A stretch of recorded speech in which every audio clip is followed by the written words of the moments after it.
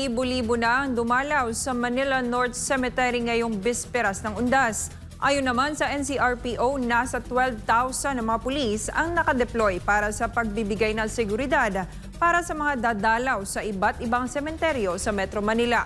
Iba pa ang bilang para sa kanilang force multiplier at personnel ng MMDA na magbabantay din ngayong Undas. Narito ang balita ni Margot Gonzalez. Sa bisperas ng Undas, mas doble ang bilang ng mga dumalaw sa Manila North Cemetery, ang pinakamalaking sementeryo sa buong Metro Manila kesa nitong nagdaang araw. Bandang alas 2 ng hapon ngayong Huwebes, 45,000 na ang dumalaw sa naturang sementeryo. Ayon sa pamunuan ng Manila North Cemetery, kakaunti pa ang bilang na ito at inaasahan nila na bukas, November 1, saka pa mas bubuhos ang mga taong dadalaw. Kompiskado naman ang mga sigarilyo, lighter at pabango ng mga dalaw. Maigpit ang paalala ng pamunuan ng sementeryo, bawal ang anumang flammable material sa loob. Bawal ang mga patalim, pampasabog, firearms, mga alagang hayop at sound system. Dahil naka-heightened alert ang NCRPO ngayong Undas, pinagbawal sa mga pulis ang mag-day off at umuwi sa kanilang mga probinsya. Ayon kay NCRPO Regional Director Sidney Hernia, dito lamang sa Metro Manila ay nasa 12,000 na ang nakadeploy ng mga pulis. Ang mga ito ay inaasahan na nagtatrabaho ngayong Undas.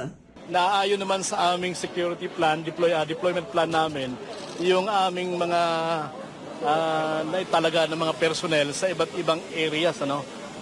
May monitoring tayo, online monitoring doon sa regional monitoring center natin. Nakikita natin yung deployment ng ating mga kapulisan.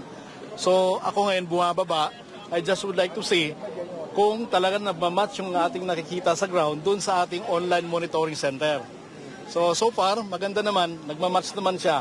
Pag sinabi natin mayroong 50 na tao doon, pupuntahan natin mayroong 50 tao.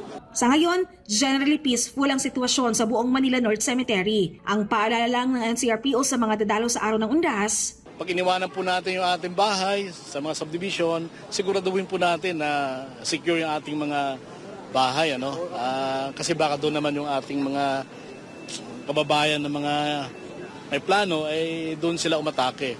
So let us secure yung mga bahay na iiwanan natin. Pagpunta naman dito, maraming bagay na ipinagbabawal. Bawal yung mga inumin na nakakalasing, bawal yung matutulis na mga bagay, yung mga lighter. So marami pong bawal. So wag na po kayo magdala ng masyadong maraming gamit na pagdating dito, ikukumpiskahin din naman ng ating mga personnel na nakatalaga rito sa mga sementeryo. Samantala, maging sa pantalan ay mahigpit ang pagbabantay sa seguridad ng mga biyahero. Si DOTR Secretary Jaime Bautista nag-inspeksyon sa buong Manila North Port maging sa isa sa mga barko doon. Ang kapansin-pansin ay kahit bisperas ng Undas ay kakaunti ang mga biyahero. Sa isang barko na ito, kahit pa 800 ang passenger capacity, ay meron lamang itong mahigit 200 na pasahero ngayon. Ang report sa amin, itong period na to, hindi siya ganun talaga kalakas, pero ang malakas daw according to the management of Tugo is during Christmas season, and Holy Week.